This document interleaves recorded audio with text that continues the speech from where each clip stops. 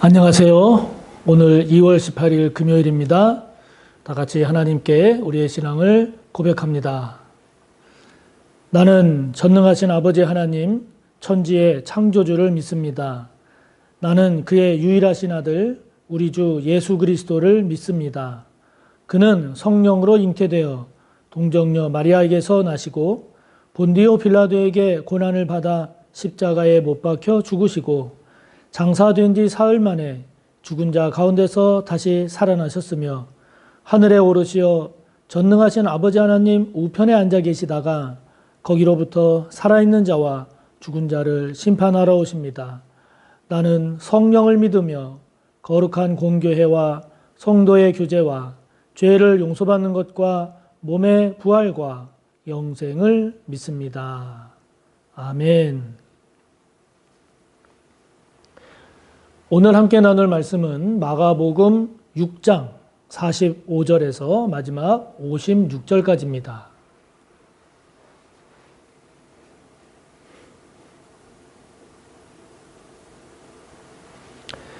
마가복음 6장 45절에서 마지막 56절까지의 말씀 함께 봅니다. 예수께서 즉시 제자들을 재촉하사 자기가 무리를 보내는 동안에 배 타고 앞서 건너편 벳세다로 가게 하시고 무리를 작별하신 후에 기도하러 산으로 가시니라. 저물매 배는 바다 가운데 있고 예수께서는 홀로 무태 계시다가 바람이 거스름으로 제자들이 힘겹게 노젓는 것을 보시고 밤 사경쯤에 바다 위로 걸어서 그들에게 오사 지나가려고 하시매 제자들이 그가 바다 위로 걸어오심을 보고 유령인가 하여 소리 지르니 그들이 다 예수를 보고 놀람이라. 이에 예수께서 곧 그들에게 말씀하여 이르시되 안심하라 내니 두려워하지 말라 하시고 배에 올라 그들에게 가시니 바람이 그치는지라. 제자들이 마음에 심히 놀라니 이는 그들이 그 떡 떼시던 일을 깨닫지 못하고 도리어 그 마음이 둔하여졌음이로라. 건너가 게네사렛 땅에 이르러 대고 배에서 내리니 사람들이 곧 예수신 줄 알고 그 온 지방으로 달려 돌아다니며 예수께서 어디 계시다 하는 말을 듣는 대로 병자들을 침상째로 메고 나아오니 아무데나 예수께서 들어가시는 지방이나 도시나 마을에서 병자를 시장에 두고 예수께 그의 옷 가에라도 손을 대게 하시기를 간구하니 손을 대는 자는 다 성함을 얻으니라. 아멘. 예수님께서 오병이어의 기적을 행하셨죠. 이 앞 본문에서 오병이어 기적을 예수님이 행하셨는데 오병이어 기적을 행하신 그 이후에 전개된 내용을 오늘 소개하고 있습니다. 자, 오병이어 기적을 행하신 이후에 전개된 그 내용을 우리가 살피면서 우리가 무엇을 묵상하면 좋을까 함께 살펴보죠. 우선 먼저는요, 기도하러 산으로 가시는 예수님의 모습입니다. 45절, 46절을 보면 예수님의 그 기도하러 산으로 가시는 그 모습이 나오고 있죠. 예수님께서 제자들을 재촉해서 먼저 배 타고 건너편으로 가게 하십니다.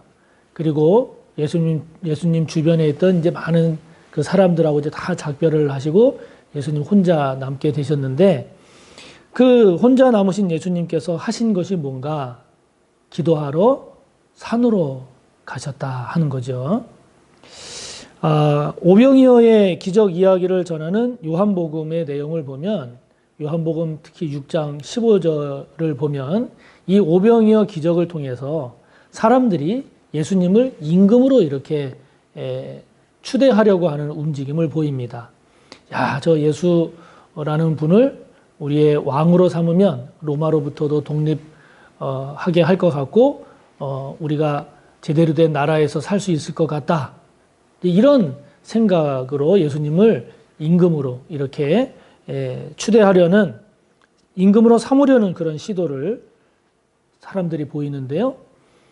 결국 예수님께서 주변에 있는 무리들과 다 작별하시고 제자들도 갈릴리 바다 건너편으로 가게 하시고 그리고 나서 혼자 산으로 기도하러 가신 그 모습을 보면 왜 그러셨을까를 생각을 해보면 예수님은 이렇게 사람들이 막 환호하고 갈채 보내고 박수하고 하는 이러한 이런 것에 즉 인기 영합하는 것을 예수님께서 이렇게 거부하시는 것을 우리가 알 수 있습니다. 그리고 주변에서 사람들이 그렇게 환호하고 박수하고 막 이렇게 따르고 임금으로 삼으려고 하는 이러한 분위기에 자칫 오판을 해서 어떤 인간적인 욕심이나 정치적 야망에 휩싸일 수도 있는데 예수님께서 그것을 거부하고 계심을 우리가 알 수 있죠.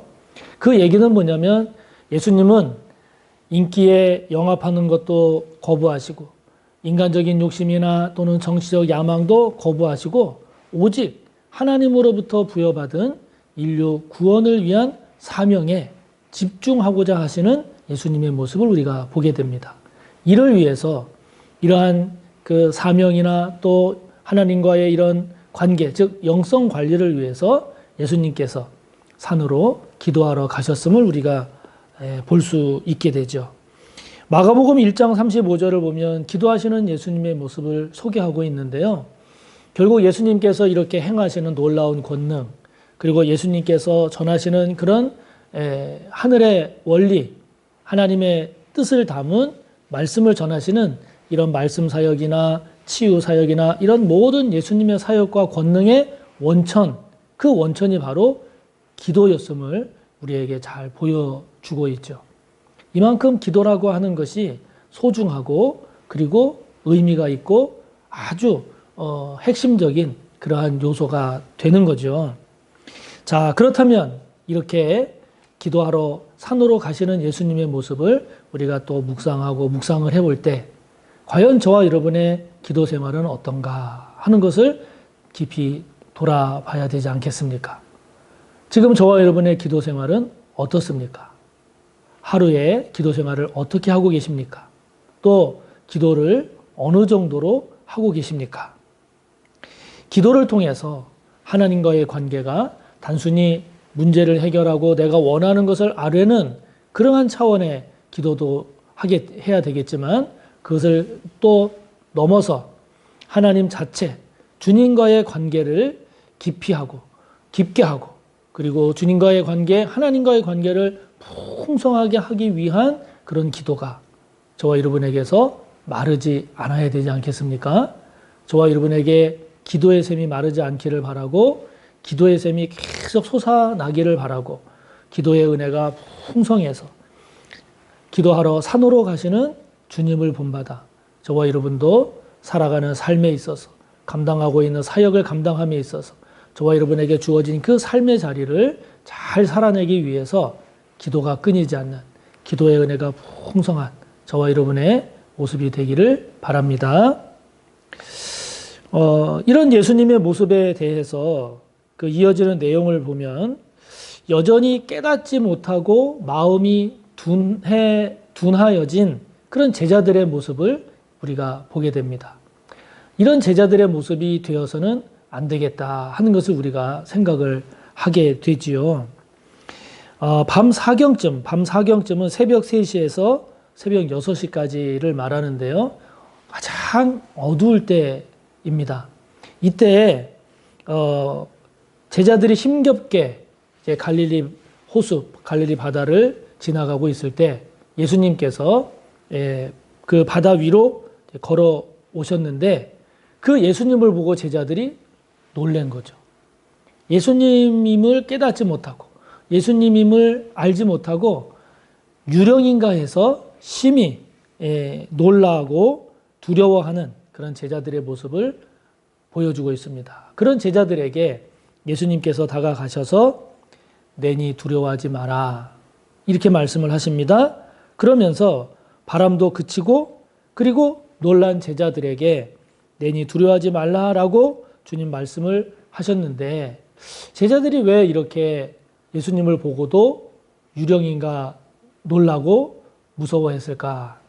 그것에 대해서 52절을 보면 예수님께서 떡을 떼시던 그 일, 오병이어죠. 오병이어 기적의 그 일을 통해서 예수님이 어떤 분인지, 그리고 예수님께서 행하신 그 사건의 오병이어 기적의 의미가 무엇인지를 아직도 제자들이 깨닫지 못하고 마음이 둔해져 버렸다라고 기록을 하고 있죠.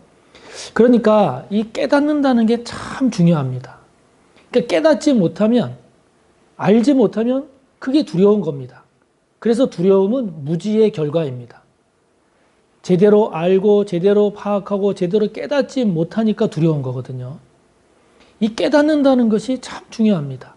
예수님께서 아무리 오병이어 기적을 행하시고 바다 위를 걸어오셔도 그런 예수님에 대한 제대로 깨닫지 못하면 그거를 이해하지 못하고 그거를 믿음으로 승화시키지 못하고 주님과의 관계를 통한 사역과 삶의 열매를 맺지 못하게 되는 제자들의 모습을 보게 된단 말이죠.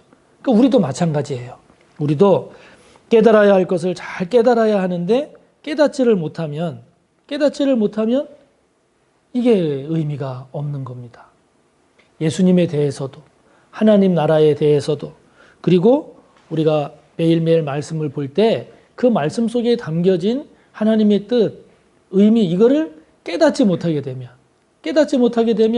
우리의 신앙도, 우리의 삶도 그만큼 제자들과 같은 모습이 되기가 쉬운 거죠. 저와 여러분이 잘 깨달아야 되는데 깨닫지 못하고 있는 게 뭘까? 한번 시간을 내서 한번 이렇게 정리를 한번 해보시기 바랍니다. 내가 예수님에 대해서 잘 깨닫고 있는가? 십자가와 부활에 대해서 잘 깨닫고 있는가?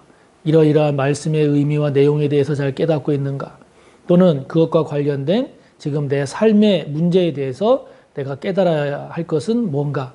한번 이렇게 적어보시면서 아직 정리가 되지 못하고 깨닫지 못한 것이 있다면 찾아보고, 기도해보고, 물어보고, 또는 서로 나눠보고, 그러면서 하나하나 깨닫는 일에 우리가 더 많은 관심을 갖고 더 집중해야 되지 않겠는가 하는 것입니다. 그래서 제자들처럼 깨닫지 못해서 예수님이 어떤 분이신지, 그분이 행하신 사역이 어떤 의미를 갖고 있는지를 모르니까, 깨닫지를 못하니까 그냥 두려워하고 마음이 다시 둔해진 이 제자들의 모습을 보면서 저와 여러분은 그렇지 않기를 간절히 바랍니다. 그러면서 이런 예수님을 향해서 이제 여러 곳에서 사람들이 옵니다. 여러 곳에서 사람들이 오는데 그 오는 사람들 중에는 몸이 아파서 치유함을 받기 위해서 오는 사람들이 참 많았는데 오늘 본문 56절 마지막을 보면 예수님께 그의 옷 가에라도 손을 대게 하시기를 간구하니 손을 대는 자는 다 성함을 얻었다, 나음을 입었다 하는 거죠. 예수님의 옷자락이라도 만지면 낫겠다 하는 그런 마음으로 예수님의 옷자락이라도 좀 만지게 해달라라고 하는 거죠. 그래서 예수님의 옷자락이라도 만진 사람들은 병이 나음을 받았다 하는 겁니다. 여기서 우리가 소중하게 묵상하고 붙잡을 것이 있다라면 무엇일까요? 간절함입니다. 간절함입니다. 간절한 병이 낫고자 하는 간절함, 예수님을 만나고자 하는 간절함, 예수님을 통한 문제 해결을 얻고자 하는 그 간절함, 그 간절함이 결국 이러한 병이 낫는 이런 복된 열매를 맺게 되는 거죠. 저와 여러분에게 이런 간절함이 있느냐? 이런 믿음을 향한 간절함이 있는가? 오히려 신앙생활을 이렇게 하다 보면 이렇게 뭔가 간절하게 예수님을 찾고 그래서 부르짖어 기도하고 찬양하고 이러는 모습에 대해서 어떤 경우에는 그걸 비웃기도 합니다. 조롱하기도 합니다. 그리고 아유 무슨 신앙생활을 저렇게 경박스럽게 해. 이렇게 평가절하하기도 합니다. 여러분, 저와 여러분에게 간절함이 없으면 신앙의 깊이와 성숙은 주어지기가 어렵죠. 간절함이, 그 간절한 믿음이 병든 자의 병을 치유하고 나음을 입었던 이 내용을 우리가 묵상하면서 저와 여러분에게 은혜에 대한 간절함, 주님을 만나기 위한 간절함, 더 성숙해지기 위한 간절함, 이 간절함이 있는가? 다시 한번 돌아보면서 간절함을 통한 믿음의 성숙과 진보가 일어나시기를 축복합니다. 하늘에 계신 우리 아버지, 아버지의 이름을 거룩하게 하시며 아버지의 나라가 오게 하시며 아버지의 뜻이 하늘에서와 같이 땅에서도 이루어지게 하소서. 오늘 우리에게 일용할 양식을 주시고 우리가 우리에게 잘못한 사람을 용서하여 준 것 같이 우리 죄를 용서하여 주시고 우리를 시험에 빠지지 않게 하시고 악에서 구하소서. 나라와 권능과 영광이 영원히 아버지의 것입니다. 아멘.